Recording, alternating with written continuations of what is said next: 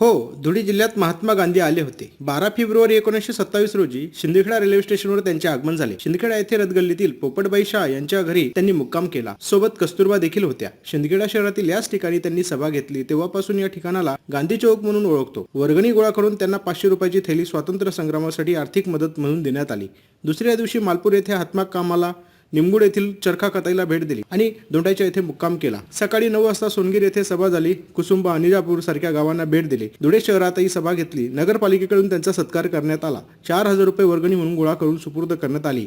दिनांक 12 ते 15 नंतर मालेगावकडे प्रस्थान केले. मात्र त्यांच्या धुळे भेटीतून प्रेरणा घेऊन पुढे श्रीराम पोद्दार व शालिग्राम भारतीय यांनी धुळ्यात गांधी तत्वज्ञान केंद्राची स्थापना केली, जे 1995 मध्ये कवयित्री बहिणाबाई चौधरी उत्तर महाराष्ट्र विद्यापीठाकडे हस्तांतरित करण्यात आले, जे आजही सुरू आहे. सविस्तर माहिती पाहण्यासाठी चॅनलवर जा तर सबस्क्राईब करा, ज्यामुळे खानदेशाविषयी माहिती तुमच्यापर्यंत पोहोचत राहील.